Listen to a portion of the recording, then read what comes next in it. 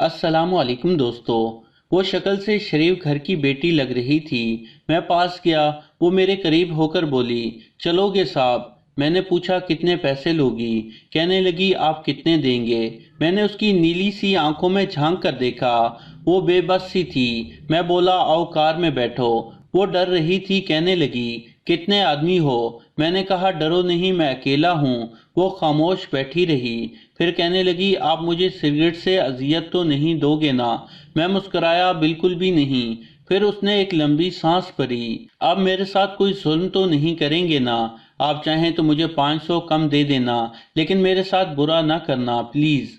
वो खूबसूरत थी, मासूमियत उसकी बातों से टपक रही थी। फिर भी खुदा जाने वो क्यों जिस्म बेचने पर मजबूर थी।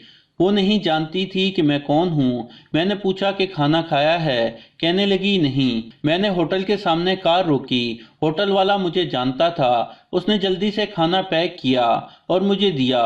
मैं कार में आकर बैठ गया और अपने ऑफिस की तरफ चल दिया। चौकीदार ने दरवाज़ा खोला।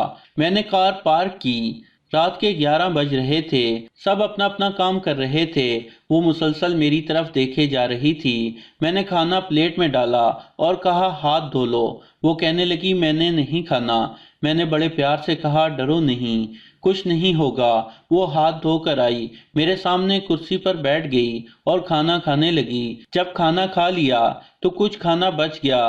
कहने लगी, ये मैं घर ले जा सकती हूँ? मैं मुस्कुराया, बिल्कुल भी नहीं। वो चुप हो गई और बुर्का उतारने लगी। मैंने कहा, रुक जाएं, मेरे पास आकर बैठ जाएं। वो हैरान थी, मेरी आंखों में देखकर बोली, जल्दी से अपना काम करें और मुझे वापस छोड़ आएं। मैंने कहा, मैं नहीं पूछूंगा कि ऐसा काम क्यों करती हो, क्यों जिस्म बेचती हो। बस इतना कहूंगा, क्या ये सब कुछ छोड़ सकती हो? वो मेरे चेहरे की तरफ देखने लगी। आप मुझे पागल लग रहे हैं। मैंने उसकी आंखों में देखा। हाँ, मैं पागल हूँ, सब मुझे पागल ही समझते हैं। वो कहने लगी, अगर कुछ करना नहीं तो मुझे वापस छोड़ आओ। मैंने उसके सर पर हाथ रखा, फिर पर्स से 30,000 निकाले और उसके हाथ पर रख दिए। वो हैरान थी, कहने लगी, मैंने ये पैसे नहीं लेने, आप ये पैसे मुझे क्यों दे रहे हैं? मैंने उसके चेहरे पर एक थकन महसूस की थी। वो अपने आंसू रोके बैठी थी, बार बार कह रही थी, मुझे बस वापस छोड़ कर आओ, मुझे डर लग रहा है। मैंने उसे यकीन दिलाया, डरने की कोई बात नहीं। अच्छा बताओ, बहुत दर्द दिया है न जिंदगी ने? यह सुनना था कि उसकी आंखें नम हो गई, जैसे उस पर कोई क़यामत गिर गई हो।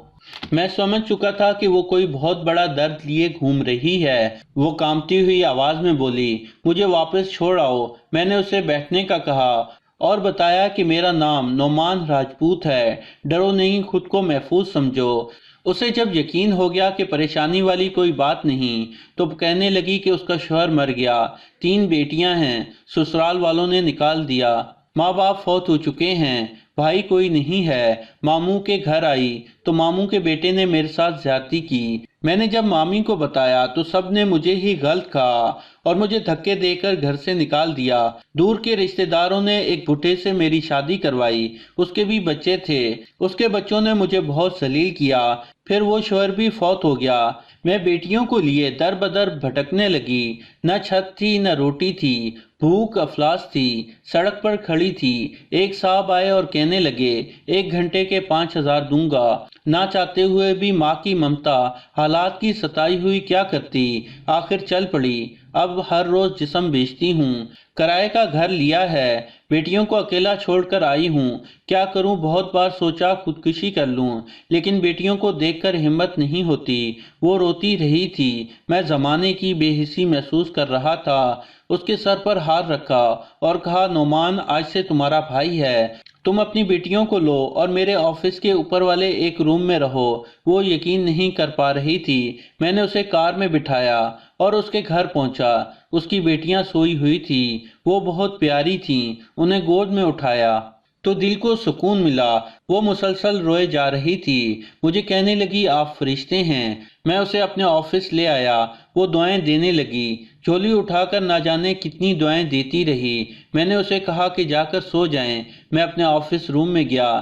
میرے سامنے وہ چہرہ گزرا جب ایک لڑکی اپنے شوہر سے جھگڑ رہی تھی، اسے کہہ رہی تھی مجھے طلاق دو، تم نے میری قدر نہیں کی۔ وہ اپنی بے وقوفی کی وجہ سے اپنا گھر جلا رہی تھی۔ وہ بیچاری کیا جانے زمانے کی تلخیاں کیا ہوتی ہیں، زمانے کا ڈسا کیا ہوتا ہے۔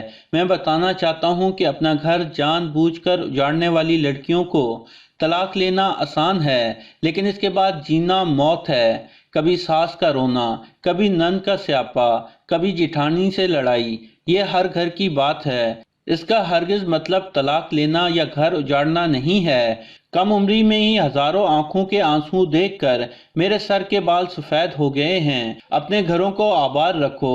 خدا کی قسم ایک وقت آتا ہے کہ نہ بھائی حال پوچھتے ہیں، نہ سگی بہنیں پوچھتی ہیں، سب وقت کے ساتھ چہرے کے نقاب بدل لیتے ہیں۔ نعمان ہر جگہ ہر کسی کو تھامنے کے لیے کھڑا نہیں ملے گا۔ ہاں، میری قلم شاید کسی کو بربادی سے بچا لے۔ ہم سفر کیسا بھی ہے، وہ تمہاری ڈھال ہے۔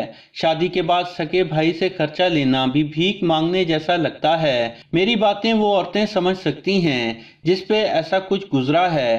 ہم سفر جیسا بھی ہے، وہ تمہارا لباس ہے۔ یاد رکھنا، زمانے کے لیے تم صرف گوشت کا ایک ٹکڑا ہو۔ وہ زمانے گزرے مدت ہوئی جب رشتوں کا پاس رکھا جاتا تھا، اب رشتوں سے کھیلا جاتا ہے، ہوس پوری کی جاتی ہے، پھر پھینک دیا جاتا ہے۔ ہاں، قسمت میں لکھا ہم بدل نہیں سکتے، لیکن قسمت خود لکھ بھی سکتے ہیں۔ صبر، برداشت اور جھک کر نہ جانے کتنی عورتیں صرف اس لیے گھر اجاڑ لیتی ہیں کہ ان کا شوہر ان کو ٹائم نہیں دیتا۔ ہاں، یہ شکوہ کرنا درست ہے، لیکن کیا گارنٹی ہے کہ اس کے بعد زندگی میں آنے والا اس سے بھی زیادہ برا نہ ہو؟ صرف ایک زندگی ہے، اس کو محبت، پیار، سمجھداری کے ساتھ گزار لو۔ میں اس معاشرے کو معاشرہ نہیں کہتا، بلکہ ایک بدبودار سماج کہتا ہوں۔ یہاں جگہ جگہ پر لٹیرے کھڑے ہیں، عزتوں کے، خواہشوں کے بھرم کے، بھروسے کے، اعتبار کے۔ بس آخر پہ یہ بات کہوں گا، اگر تم کو پیٹ بھرنے کے لیے چار دیواری سے باہر نہیں جانا پڑتا، اگر تم کو جسم نہیں بیچنا پڑ رہا، اگر تمہارے سر پہ چادر ہے، اگر لوگ تمہارا سودا نہیں کرتے، اگر لوگ تم کو ویشیا نہیں کہتے، اگر تمہارا دامن پاکیزہ ہے، اگر تم رات کو محفوظ پناہگاہ میں سوتی ہو، تو اپنا آشیانہ برباد نہ کرنا، ورنہ رون دی جاؤ گی، نوش لی جاؤ گی۔ جو طلاق لیے بیٹھی ہیں ان سے پوچھو، وہ سوچ رہی ہوتی ہیں نہ جانے کتنے بچوں کے باپ کی ہمسفر بنوں گی، نہ جانے وہ کیسا سلوک کرے گا، اور پھر ساری زندگی یہ تانا سنتے گزر جاتی ہے، اتنی ہی اچھی ہوتی تو طلاق کیوں لیتی۔ خیر، وہ لڑکی الحمدللہ محفوظ ہے، لیکن وہ روتی ہے زمانے کی بے حسی پہ۔ اور جانتے ہو کہ کسی عورت کی بربادی میں کہیں نہ کہیں مرد ہوتا ہے۔ محبت کر کے چھوڑ دینے والا دعوے دار ہو یا نکاح کر کے طلاق دینے والا بدبخت، خدا کی قسم عورت میرے معاشرے کی زنجیروں میں جکڑی ہوئی ایک قیدی ہے۔ کبھی باپ کی پگڑی پہ لٹ گئی تو کبھی ساس کے زہر آلودہ لیجے پہ، کبھی شوہر کی انا پہ خاک ہو گئی تو کبھی اولاد کی وجہ سے۔ مرد اگر میری اس تحریر کو سمجھ جائیں تو شاید میرا معاشرہ بدل جائے۔ ہاں، کچھ عورتیں ہوتی ہیں بازارو، جن کو جتنی بھی عزت دے دو وہ عزت کی چاردیواری سے زیادہ بازار کی رونق بننا پسند کرتی ہیں۔ پھر ایسی بدبخت عورتیں ایک بدبودار معاشرے کو جنم دیتی ہیں۔ دوستو، یہ تھی ہماری آج کی کہانی۔ پسند آنے کی صورت میں لائک کریں اور اپنے دوستوں کے ساتھ شیئر کریں، اور مزید ایسی کہانیاں دیکھنے کے لیے ہمارا چینل سبسکرائب کرتے ہوئے ساتھ موجود گھنٹی کا بٹن بھی دبا دیں۔ شکریہ۔